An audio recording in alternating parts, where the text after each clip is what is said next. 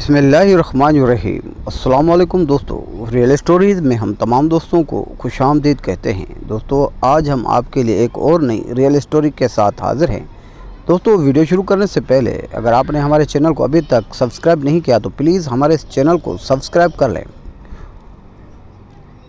आज़ादी पाकिस्तान या तक़सीम हिंदुस्तान दरअसल एक ही वाक़ये के दो नाम हैं।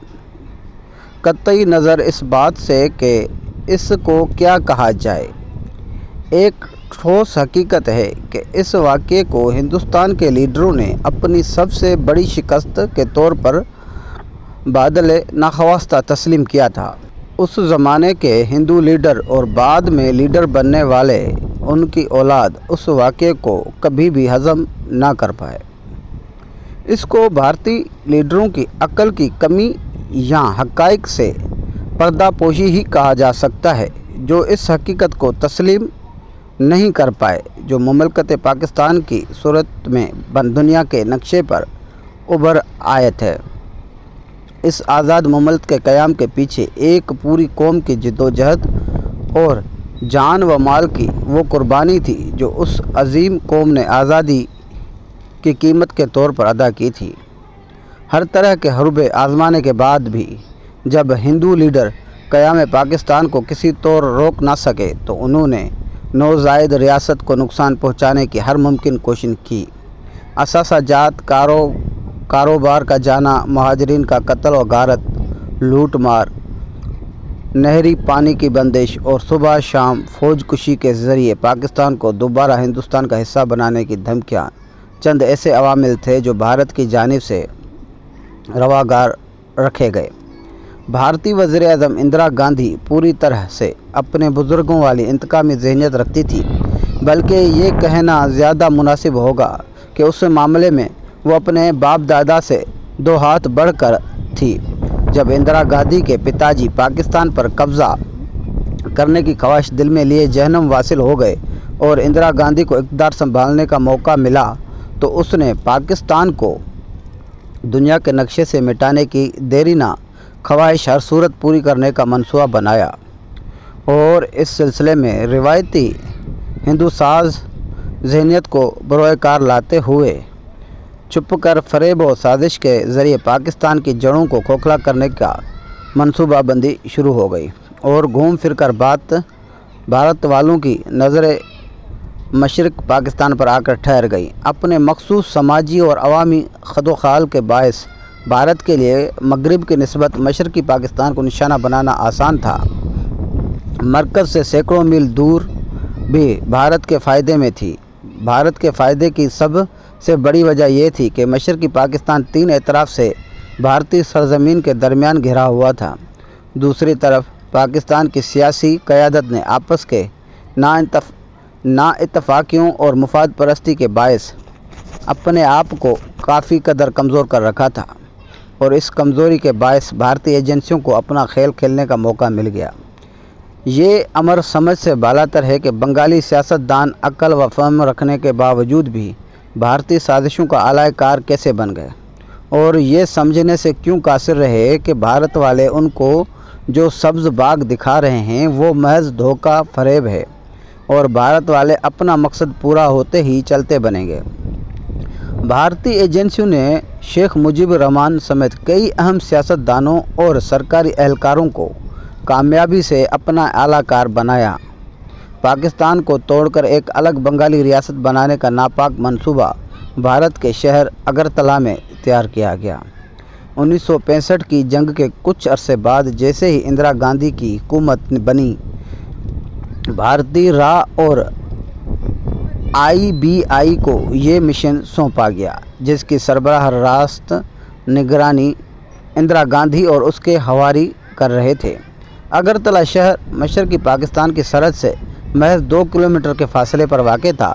इसी वजह से उस मंसूबे का मरकज़ यहाँ बनाया गया ताकि हस्बे ज़रूरत बंगाली क़यादत को यहाँ बग़ैर वीज़ा पासपोर्ट तलब किया जा सके और उसके अलावा यहाँ से मशरक़ी पाकिस्तान में असला और दीगर तख़रीबी मवाद की तरसील भी आसानी से की जा सके। और इसी हवाले से मुकामी राब्ते का काम ढाका में कायम भारतीय सफारत खाने के फर्स्ट सेक्रेटरी की ज़िम्मे لگا دیا گیا جو اس نے سفارتی سہولیات کی آڑ میں بخوبی نبھایا۔ مشرقی پاکستان سے تعلق رکھنے والے مقامی سرکاری اہلکاروں نے بھارتی سفیر کو اس کام کے لیے مکمل تحفظ اور سہولیات فراہم کی تھیں۔ اس ناپاک منصوبے کو پکڑنے کا سہرا ISI کے سر جاتا ہے۔ اس منصوبے کی پہلی کڑی ڈھاکہ میں تعینات ISI کے انچارج کرنل کا قتل تھا اور اس مقدمے کے لیے ایسٹ بنگال ریجمنٹ کے ایک خاطر سروس آفیسر کو چنا گیا جو غداروں کے ساتھ مل چکا تھا۔ غالباً یہ تمام منصوبہ بندی جلد بازی میں کی گئی تھی۔ اس کے علاوہ قاتل اور اس کی تربیت کرنے والوں کے اناڑی پن کے باعث یہ منصوبہ ناکام ہو گیا۔ ISI کے کرنل نے حملے میں نہ صرف اپنی جان بچائی بلکہ بھرپور تعاقب کے بعد حملہ آور کو گرفتار بھی کر لیا۔ شروع میں یہی سمجھا گیا کہ یہ حملہ ایک سرفرے نوجوان نے کیا ہے جس کا مقصد شہرت اور شیخ مجیب جیسے بنگالی سیاستدانوں کی خوشنودی حاصل کرنے کے علاوہ کچھ نہیں ہے۔ ISI کو ابھی تک یہ علم ہی نہیں تھا کہ یہ منصوبہ یہاں تک محدود نہیں ہے۔ حملہ آور سے حاصل کی گئی معلومات کی روشنی میں جب مزید تحقیقات کی گئی تو ہوش اڑا دینے والی تفصیلات سامنے آنے لگیں۔ بہت جلد ISI نے بھارت سفارتکار کو بے نقاب کر دیا جس کے ذریعے سے مقامی لوگوں سے رابطے کیے جاتے تھے۔ اس کے بعد ISI کو اس مقصد کے لیے جمع کیے گئے اسلحے کے ذخائر اور دیگر خفیہ مقامات تک پہنچنے میں کچھ زیادہ وقت نہیں لگا۔ یوں تو اس سازش میں بہت سے لوگ شریک تھے مگر اس کی روح رواں 35 عدد سول فوجی اہلکار تھے جو براہ راست شیخ مجیب کی سربراہی میں کام کر رہے تھے جبکہ شیخ مجیب کی ڈوریاں بھارتی را اور IBA والے ہلا رہے تھے۔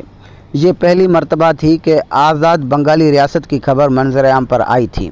مزید تفصیلات آنے پر دنیا کو پہلی مرتبہ اس ریاست کے نام کے جھنڈے اور قومی ترانہ وغیرہ کا پتہ چلا۔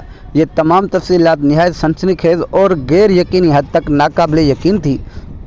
6 جنوری 1968 کو پاکستانی وزارت داخلہ نے ایک پریس نوٹ جاری کیا گیا کہ 2 CSP افسران سمیت 8 افراد کو غداری کے الزام میں گرفتار کیا گیا ہے۔ وہ الگ بات ہے کہ اصل تعداد 35 تھی جن میں سے 8 CSP اور باقی فوجی تھے۔ سازش کا مراکزہ گرتلا کو قرار دیا گیا جو مشرقی پاکستان سے محل کا بھارتی صوبے تری پور دارالحکومت تھا۔ 12 جنوری 1968 یعنی 6 دن بعد مجیب کو اس سازش کا مرکزی کردار قرار دے دیا گیا تھا۔ یہ ذہن میں رہے کہ مجیب 1966 سے حکومت پاکستان کے زیر حراست تھا۔ تحقیقات کے لیے عدالتی کمیشن جسٹس SA رحمان کی زیر صدارت بنایا گیا۔ جسٹس رحمان کو چیف جسٹس کے عہدے پر ترقی دے دی گئی۔ یہ ٹریبونل 3 ججوں پر مشتمل تھا۔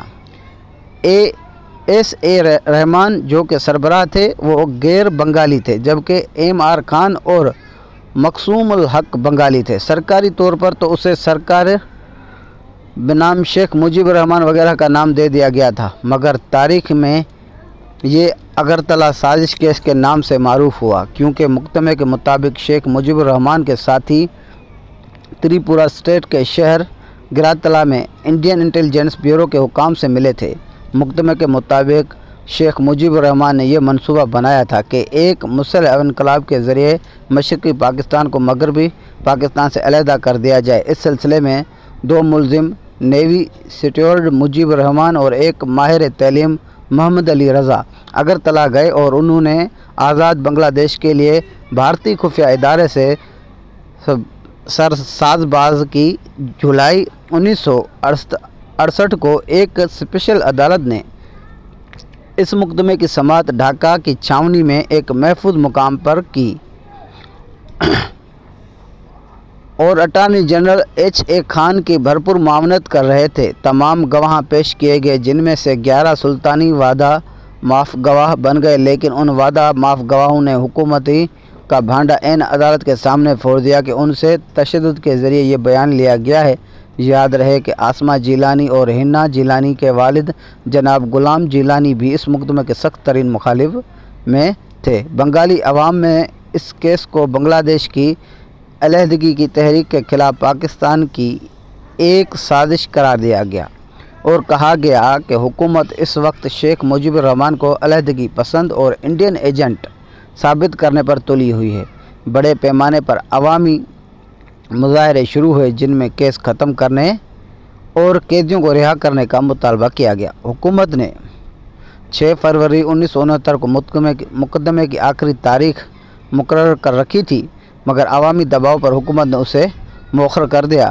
بھاشانی مولانا کی تحریک زوروں پہ تھی اور مقدمہ بھی انڈر ٹرائل تھا کہ 15 فروری 1969 کو مقدمے کے نامزد ملزمان سارجنٹ ظہور الحق فضل الحق پر فرار ہوتے ہوئے گولی چلا دی گئی، جس کے نتیجے میں ظہور الحق جاں بحق ہو گیا۔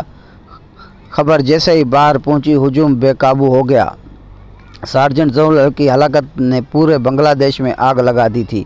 مظاہر نے اسٹیٹ گیسٹ ہاؤسز میں آگ لگا دی۔ اس کیس کی سربراہی کرنے والے جسٹس رحمان اور منظور القادر کی جان بڑی مشکل سے بچائی گئی، جبکہ اس کیس کی تمام فائلیں بھی جل کر راکھ ہو گئیں۔ ٹھیک 7 دن بعد 22 فروری 1969 کو ایوب خان نے کیس واپس لیتے ہوئے مجیب الرحمان کو رہا کرنے کا حکم دیا، لیکن تب تک تیر کمان سے نکل چکا تھا۔ 23 فروری 1969 کو ڈھاکہ میں پلٹن کا میدان عوامی لیگ کے حامیوں سے بھرا پڑا تھا اور بنگلہ بندو کے نعروں سے گونج رہا تھا۔ 25 مارچ 1969 کو ایوب خان نے استعفیٰ دیا اور یحییٰ خان نے ملک میں دوسرا مارشل لا نافذ کر دیا۔ 22 فروری 2011 کو شوکت علی نے، جو بنگلہ دیش اسمبلی کے ڈپٹی اسپیکر تھے اور اگرتلہ سازش کیس کے ملزم رہے تھے، ایک پوائنٹ آف آرڈر پر کہا کہ ان پر لگائے جانے والے تمام الزامات درست تھے اور انہوں نے شیخ مجیب الرحمان کی سربراہی میں مشرقی پاکستان کی علیحدگی کے لیے ایک کمیٹی بنائی تھی۔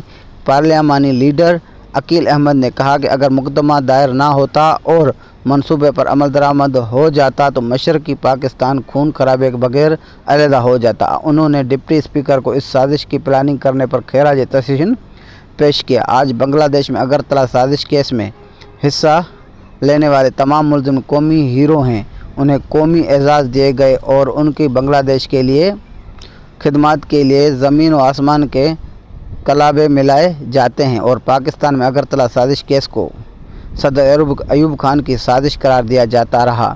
اس کیس کے متعلق سوالات اٹھائے جاتے رہے، سیاستدان اس کے متعلق شبہات کا اظہار کرتے رہے، مگر آج بنگلہ دیش اور بھارت یہ تسلیم کر رہے ہیں کہ اگرتلہ سازش کیس ایک حقیقت تھی۔ اگر اس وقت پاکستان کے انٹیلیجنس ادارے فرد شناسی سے اپنا کام نہ کرتے تو بنگلہ دیش 1959 میں ہی بن جاتا، مگر سب کچھ سامنے آنے کے بعد جس طرح پاکستانی اداروں اور سیاستدانوں نے غیر ذمہ داری کا مظاہرہ کیا اور پاکستان کو متحد رکھنے کی تمام کوششیں ضائع کر دیا، اس پر اظہار افسوس ہی کیا جا سکتا ہے۔